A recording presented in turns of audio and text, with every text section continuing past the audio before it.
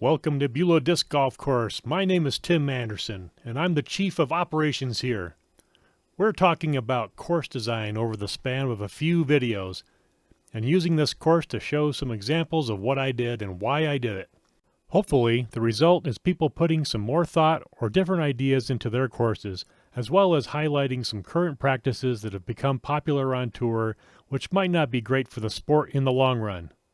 It is no secret that many touring players are frustrated with some of the designs on tour, and that frustration can be felt down the line, from the tour to the weekend tournament players, to the recreational players, and on to even spectators watching online. So let's dig in.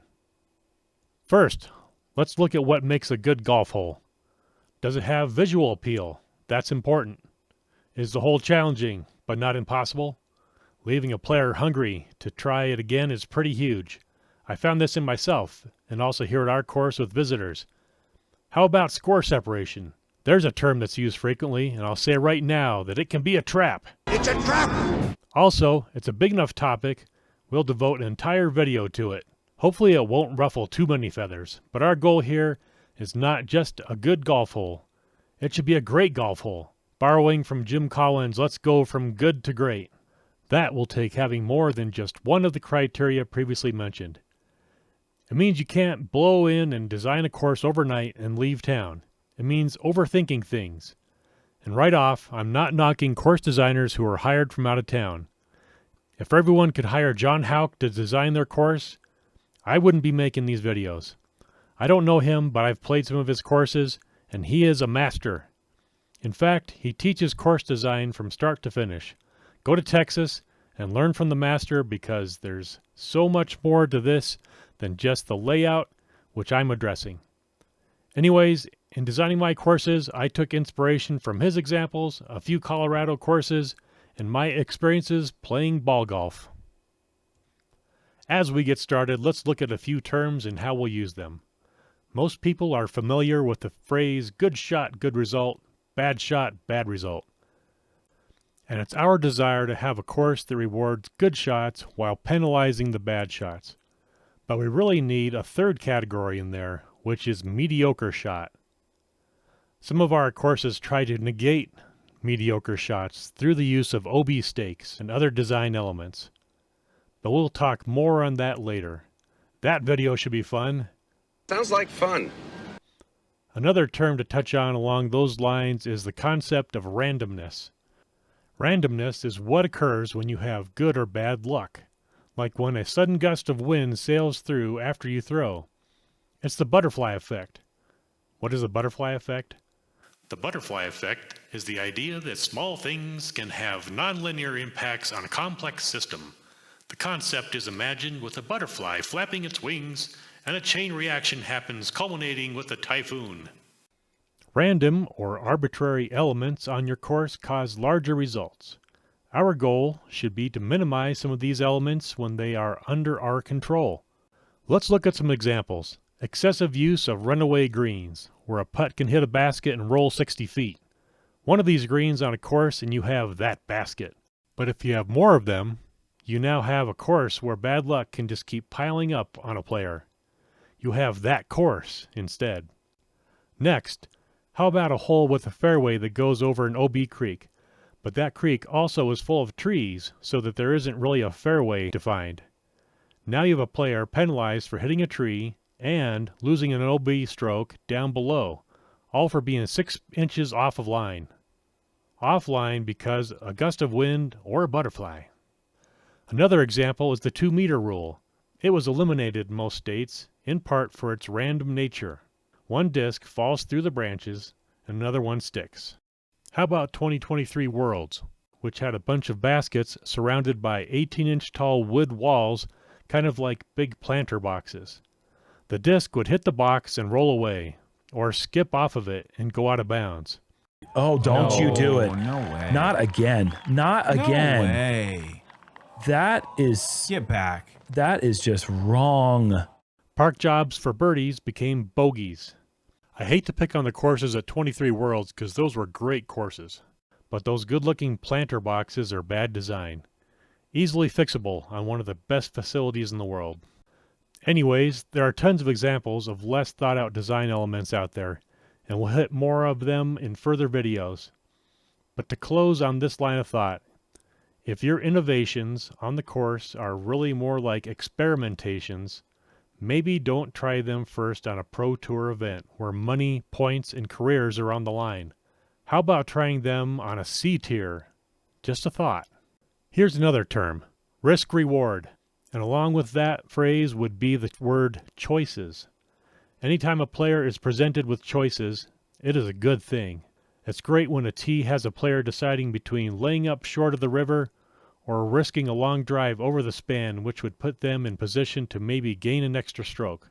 Or what about when a player has a mediocre drive that is in the woods and they have to choose between a patent-pending shot with a full swing hoping to still get the birdie, or taking their medicine and pitching a putter out into the fairway for the easy par. The risky shot might get them a bogey. That's where the smarter player, and the one with more shot selection and experience, has the advantage. Let's shift gears a little. Let's ask the question, who is your course for? Is it a shorter course for recreational purposes? Do you want it to be a tour stop? Is it at a camp where most of the players will be young, new players? This will determine the makeup of your course, but let's focus on the tour or pro-level courses for the moment. My course could never be a tour stop because it's too far from a major population center and lacks parking and spectator pathing for a couple thousand people. So I focused on what I could. It's a course that plays as tough as many of the tour stops, but will eventually have 4 player levels supported so that a newer player will also have a great time. Would my course be good at a youth camp? Maybe not as it stands. They need lots of par 3s with a total play time of maybe 60 to 90 minutes. When talking about the tour, we need more quality tour stops.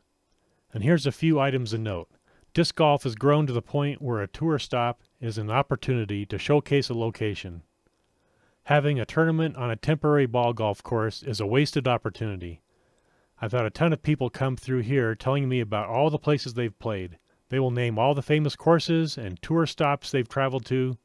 They are spending money in these cities and at these courses, but not at the temporary tour courses. Ball golf has it right. Even at courses that are next to impossible for the average player to get on, they will try their hardest to get there, and if nothing else, they will have the hat and the shirt. None of our courses are too busy for anyone to get on, but disc golf is definitely big enough to take things up a notch. Now we should touch on the subject of busy courses just a little. If you're designing a public course in a high population area, you need to make it bulletproof. Less experienced players are going to be tough on the smaller vegetation. Private courses, on the other hand, have less problems with inconsiderate players, which is one of the many reasons why tour stops should be focused on these in the future. Another issue on some courses is that of trees close to the tee pads that don't have tough bark. These trees might need protection. You just have to figure out how to make your courses bulletproof enough for the traffic and player base you cater to. And next, let me touch on the subject of course conditions with a story from the 1994 Worlds. I played 1 year as Amateur 1 and decided at the end of that season to see if I could get into Worlds. Yeah, it was easier then since they used 4 courses and had less of a player base. I wanted to push my golf bags, since at that time I had the first, that I knew of, large capacity golf bag. Ken Climo and Elaine King both carried them for a while. We made them from 93 to 96 or 97, and then there were suddenly several people selling large bags, and they actually liked marketing. Had an underneath area so you could put a larger disc like the chip chucker. And ours were cool because it had an internal frame. And the frames were okay. We invented the box, but the bag was bulletproof.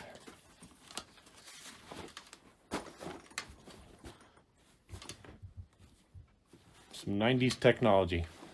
Anyways, Worlds was at Port Arthur, Texas on Pleasure Island, and they had a problem: mosquitoes. They were pretty bad that year. They ended up spraying the island to some extent before anyone got there, from what we were told. I think I took their example to heart, because when I found poison ivy here in a few patches on my course, I refused to open up for a couple months. No way would I let someone get into that. I sprayed it with a safe formula using vinegar, salt, and dish detergent every couple of days until it died. And then I double-checked and searched for more. And then I covered it with dirt so the dead stuff wasn't exposed. It's been gone for 4 years now. I've seen ivy, thorns, nettles, and other hazardous stuff on coverage, and in my opinion, you must try to get rid of it. Get your club together and assign 3 people to a hole and let them take it on, but you gotta get rid of it. To let it sit there is bad course management.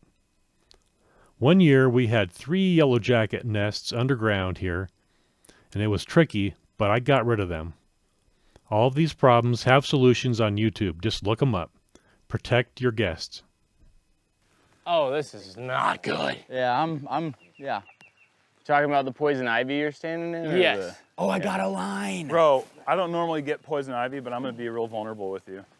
I got some in the backside, Oh, no.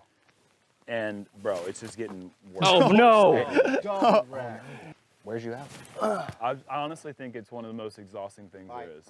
Nice shot, To focus like that? Like, you don't even understand how tired you are until it's done. bro. I'm telling- kind of like, stuck in this ivy. No. To close it down, I'll share a little of our course here and what brought us. We moved here in '95. My wife and I bought this 60-acre property along with my folks for the purpose of starting this retreat center. In 2000, my folks finally moved here and this building was built, and all the retreats are here now. The main focus is church groups, but we also have family retreats, as well as regular visits from the local quilting and scrapbooking groups, as well as other individuals just trying to get away. We've also hosted a few touring players as they traveled through the region, and enjoy helping them out, as it's a rough life living on the road. As for the disc golf course, I built it in '95, and we had our first tournament in '96, which was a Ryder Cup style team event where teams came from each course in Colorado and some from New Mexico, each bringing 6 players from specific classes, all fighting for the Beulah Cup. After 5 years, we stopped the tournament, as I had to stop playing for reasons, and then 20 years later, I came back to it. I kept 7 or 8 holes from the original course and redesigned the current layout around those, and it really has turned out great. We're just lacking real tee pads and more baskets, and if you want to see how that project is coming along, the pinned comment below will take you to a page that shows where we're at. We currently have 22 baskets, but only 12 are good ones. We are aiming at 38 baskets for the completed course. The thing that makes fundraising a little easier for us is we can offer a few nights in the retreat center for people that join us in donating $500. Anyways, that's it for this intro video. The real down and dirty content is in the follow-up videos, so check them out if any of this whet your appetite. The next video is about the difference between score separation and player total score separation, or card separation. Just a hint, one of those can be very misleading on a poorly designed course. Thanks for watching. Take care and God bless. I don't know what disc that is, but it tastes like chicken.